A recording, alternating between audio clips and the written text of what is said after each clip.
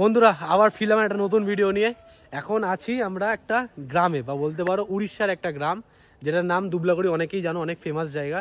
তবে এই হচ্ছে আমাদের ক্যাম্পের ঠিক পিছন দিকটা এখন এসেছি আমরা সবাই মিলে, যে শ্রাবণী, আমাদের ক্যাম্পের ঠিক পিছনে। আর এই দিকে হচ্ছে আমার বাবা মা রয়েছে।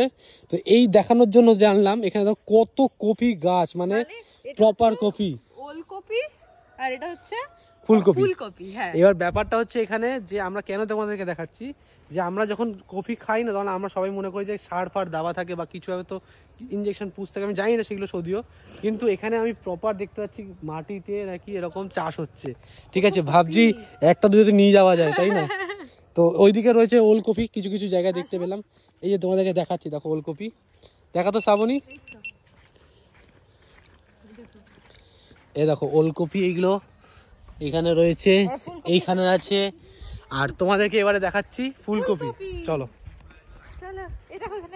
এই একটা ফুলকপি, আর এদিকে একটা রয়েছে ফুলকপি, এটা একটু বড় আছে, আরো দেখি আরো আছে বললো। এই দেখো কত বড় ওল, এই দেখো কত বড় ওল। তারপরে দেখাচ্ছি আরো কপি, এই দেখো একটা ছোট্ট পুচকি ফুলকপি। ঠিক আছে, যদি এটা বড় ফুলকপি, হ্যাঁ এটা বড় ওলকপি, কই এটা হয়ে গেছে বড়, হ্যাঁ এটা প্রায় হয়ে গেছে। এইগুলোই আমাদের বাজারে বিক্রি হয় কত টাকা। এটা কি মূলো শাক, মূলো মূলো শাক আবার দেখতে পেলাম। মূলো, আরে এটা উপরটা তো শাক, উপরটা তো শাক। চলো,